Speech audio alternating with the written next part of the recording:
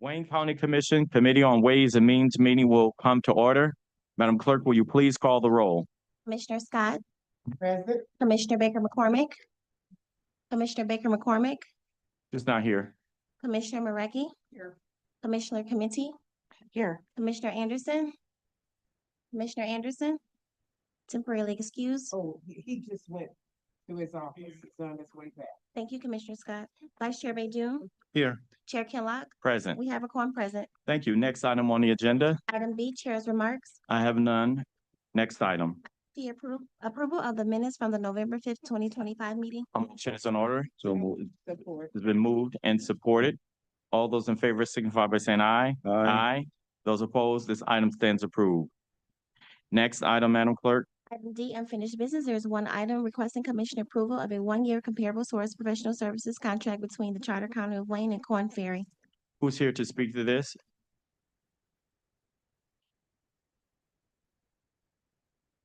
So, good morning.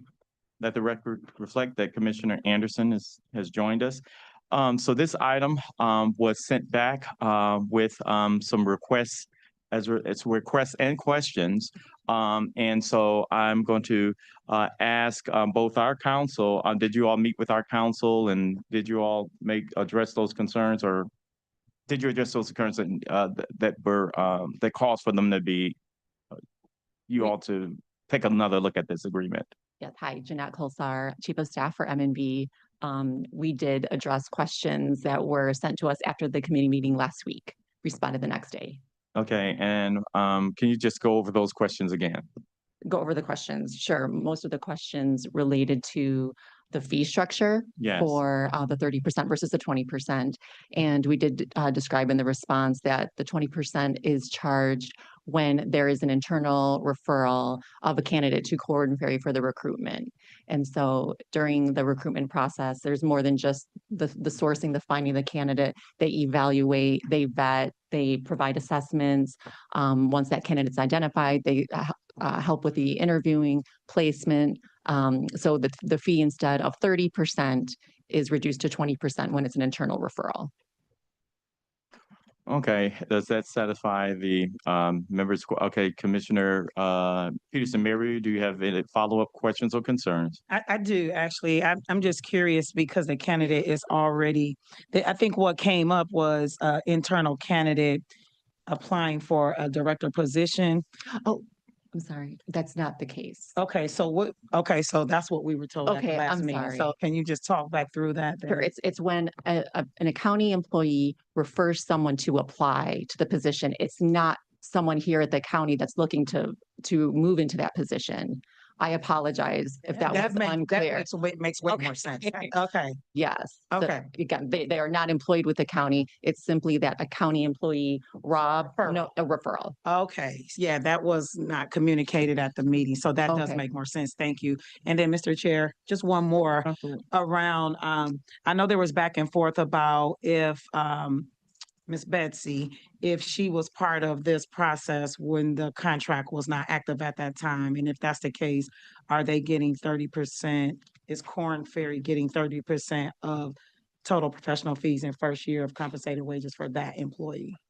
So Betsy was interviewed. She interviewed for the budget director position, which was part of the first contract with Corn Ferry. So we interviewed Betsy in March. We began the interview process, recognized that, hey, she would be a better fit for other talent, other positions in the county. So we moved her to the recruitment for the deputy CFO position, which her fee would be part of this contract, paid through this contract, not from the previous, because those fees are paid out by position.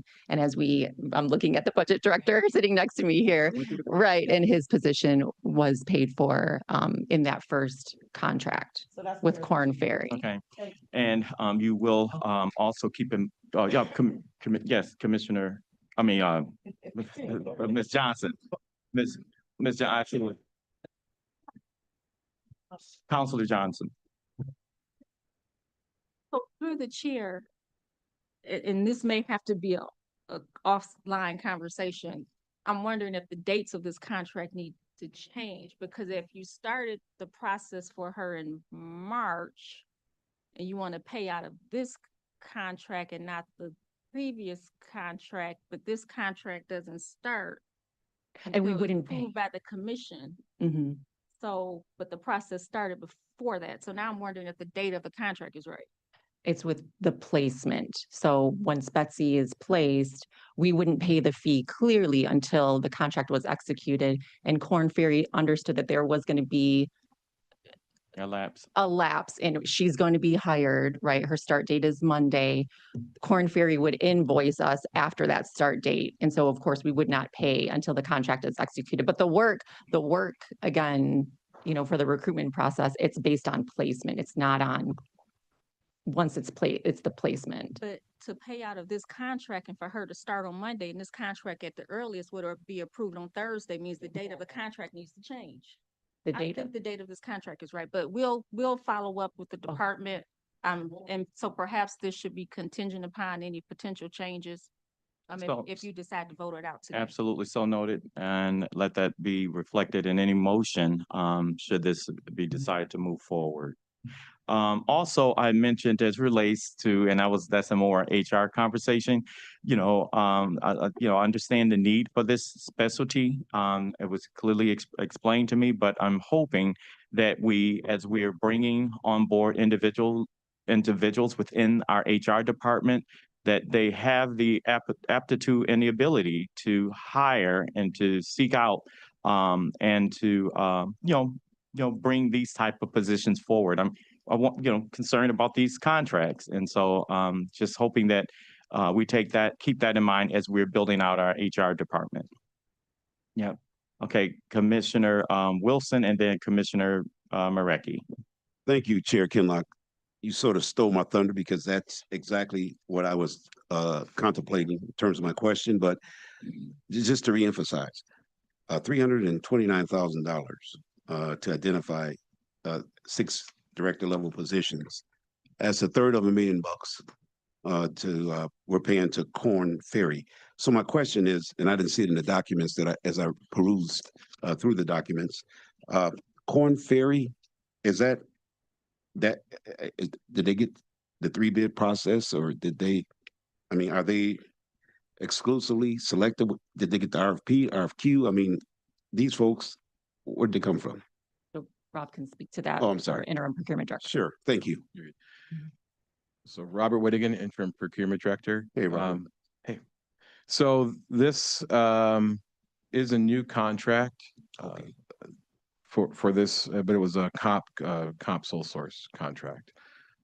So Corn Ferry is like, I cannot speak to, why the former procurement director recommended a new contract instead of an amendment, but I don't see any issues or concerns with it. Either case, it'd still come before the commission. But yeah, Corn Ferry was, they're familiar with the county. They've identified 3 including Betsy. including Betsy. So they're familiar with the county M&B structure. They've identified a few folks as indicated. And I believe in commission Q&A, it was expressed that, look, they have a national footprint here, Yes. looking for top talent. Okay, Chair Kinlock, thank you, sir. Commissioner Marecki. Thank you, Mr. Chair. So the original contract, the prior contract, the original was 45,000 and the amendment was 52,500, which we didn't see because it doesn't meet the threshold of what the commission sees. So were those 3 positions part of that 97,000?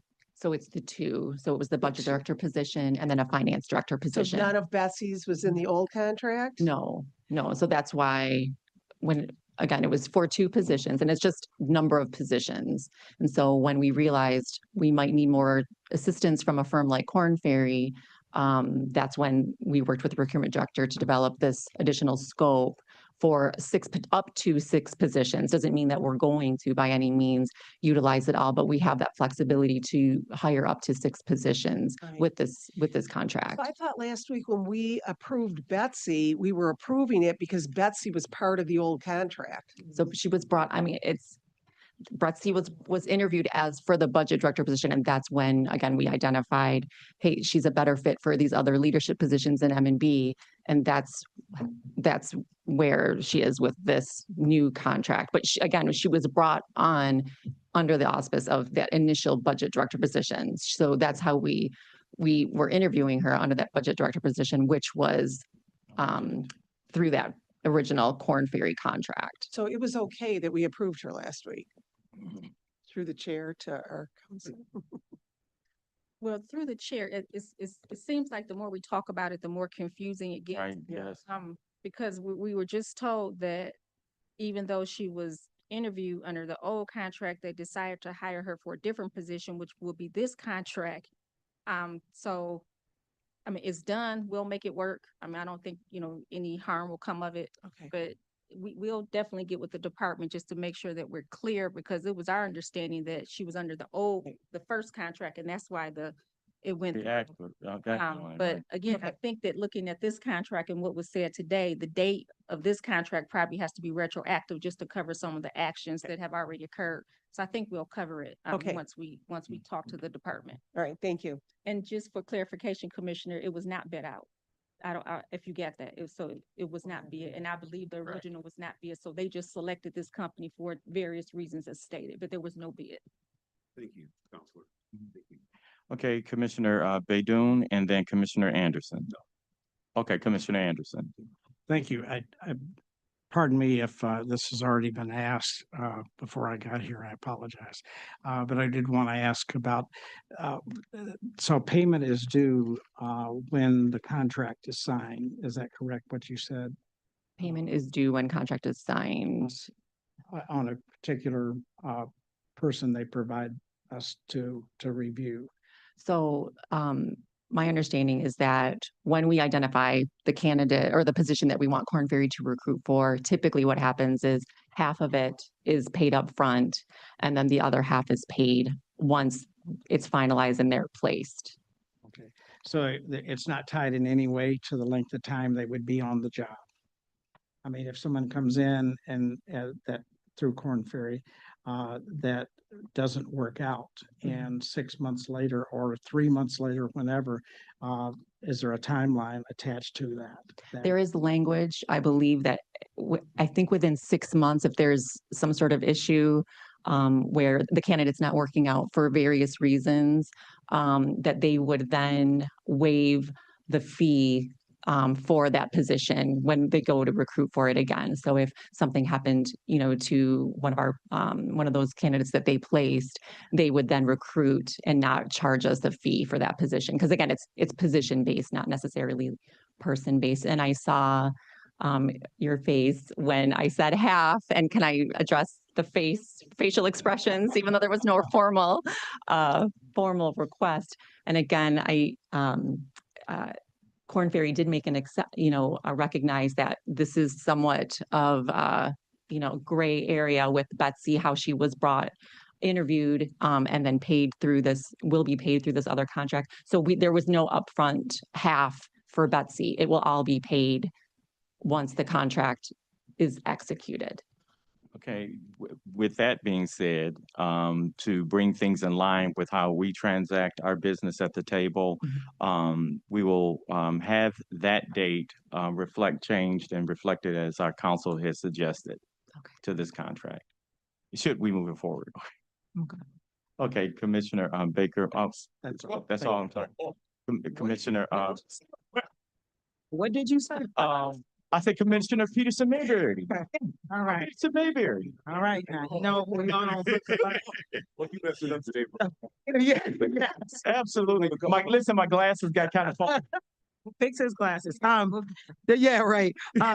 Just one more question, Mr. Chair. So, I'm here 6 months now, but I know that I saw something about terminations and replacement surge. So I thought I saw 90 days. Again, I don't have the contract in front of me, and forgive Oh, me, but there okay. was language that if there was some reason that it didn't work out, there's clearly a defined window, Okay. and they would recruit for that position and would not charge for that So the fee. 90 days. Yeah. So,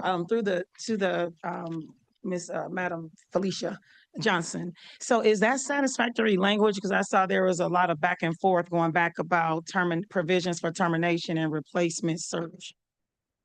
I mean, I think the language is okay. Okay. Now that we have the clarification, but we will get with the department, and if it's necessary to tweak that, we'll tweak that Okay. as well. As we talk to the department, just to make sure we're all on the same page. Thank you. Yes, you're welcome. Sorry, Commissioner Peterson Mayberry. Okay, let's see, any other additional questions? Any additional questions? Thank you. And we'll take action on these items at the end of the meeting. Thank you. Thank you. Next item, Madam Clerk. We are now on item E, new business. Number 1, requesting commission approval of a resolution to revise the format of the Wayne County appropriations ordinance and comprehensive budget to a line item structure itemized by fund object, major function, division code, and any other pertinent details as required by the Home Rule Charter for the County of Wayne and state law. Next item, Madam Clerk. We're going to move to item number 5. Update regarding the juvenile attorney fees, Wayne County and Third Circuit.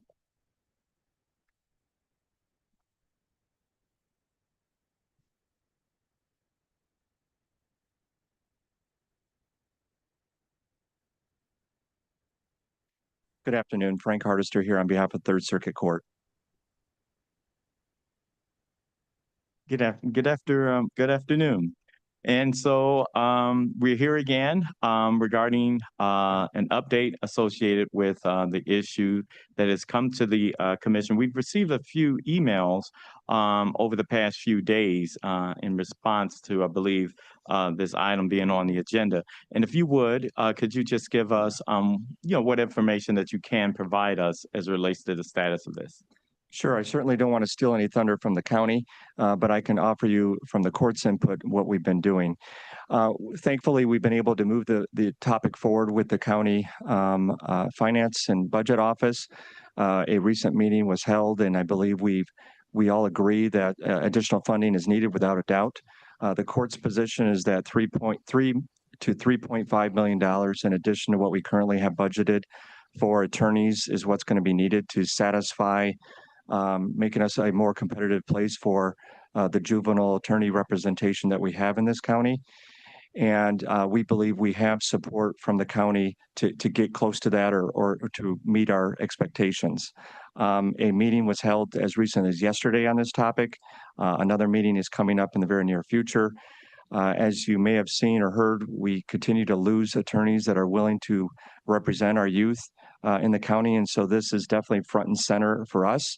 I've been in contact with Attorney Freeman. I know he's keeping me abreast as to what the sentiment is from the attorneys that are doing this work. And we agree that this is something that we need to continue to move forward on. And we stress that with our county partners as we move forward.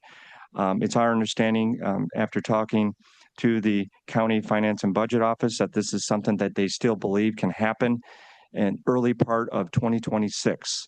And as far as I'm concerned, the sooner the better. And so as far as the update, as I mentioned, we did meet. We seem to be agreeing on the fact that the increase in funding is needed, and the source of that funding is what's currently being pursued by John Wallace and his team. I want to thank you for taking on this issue, taking it on immediately after it was brought to us and we referred it over to you. And I definitely appreciate you and the Chief Judge and how you all responded to this and actually showed that it was something that was important to the courts as well. Management and budget, what do you have to share with us? Well, he did kind of steal my thunder, but to his point, we've already begun our preliminary analysis to identify the funding for the necessary changes, and I do believe that we will be much closer to our neighboring counties once that analysis is completed. Okay, but thank you. Okay, I'm going to veer away from our normal protocol, and I will ask the clerk whether or not Mr. Freeman and Ms. White, if they are on, if they're joining us by Zoom today. I'd first like to recognize Mark Schreeman. Mark Schreeman. Yeah. Thank you very much. And I appreciate you acknowledging that I have sort of inundated you with a couple of emails recently. I am pleased to hear what was discussed here today. I would report to you that an additional 5 attorneys have retired from the practice in Wayne County Juvenile Court now. I can tell you that I personally have 4 permanent custody trials this week alone. The workload is extremely heavy. I would ask that this be given immediate attention, and am hopeful that we can get a resolution on this by the first of the year as opposed to the end of the first quarter. But this is a positive development, and I appreciate all the partners in this, their efforts. Thank you. Thank you. Thank you. Ms. White, would you like to address the committee? Yes, good afternoon, everyone. Along with Attorney Schreeman, we have at least close to a dozen defense private juvenile attorneys that are present here in support of the increase of the fees based on the disparity that we've been dealing with for many, many years. What we have here is I echo all the sentiments that Attorney Schreeman has presented. We are encouraged, and we're hopeful that this will move forward as we continue to lose attorneys. And clearly, this is not just us, and it is not us. It's a community that we need to make sure we support and represent. And so I would just ask that this matter be pursued and consistently addressed, so we can hopefully have a resolution by the beginning of the year, close to or soon after the beginning of the year. Thank you. Thank you. And at this time, we will return to the order of the day. And once again, I want to thank you, Mr. Hardister, for joining us, as well as please keep us informed along with management and budget as relates to how this progresses. And thank you for joining us again, once again. Thank you. Appreciate it. Madam Clerk, next item. We're moving to new business item number 2, requesting commissioner approval of budget adjustment 2025-31-181, reallocating expenditures in the county health fund. Okay, who's here to speak to this?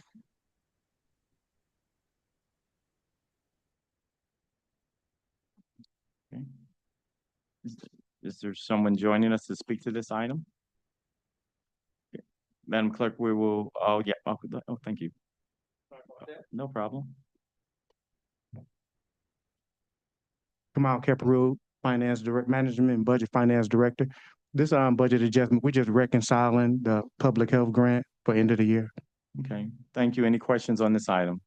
Any questions on this item? Next item, thank you. Next item, Madam Clerk. Item number 3, requesting commissioner approval of budget adjustment 2025-35-188, certifying revenue in the Juvenile Justice Abuse Neglect Fund. Who's here to speak to this? They're coming up. Thank you.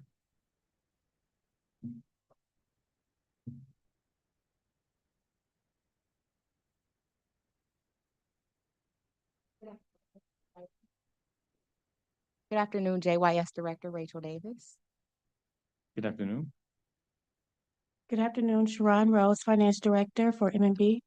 Good afternoon to this honorable board. Nathaniel McQueen, Chief Program Officer for Juvenile Youth Services. Thank you all for joining us this afternoon. Will you give a summary of this item?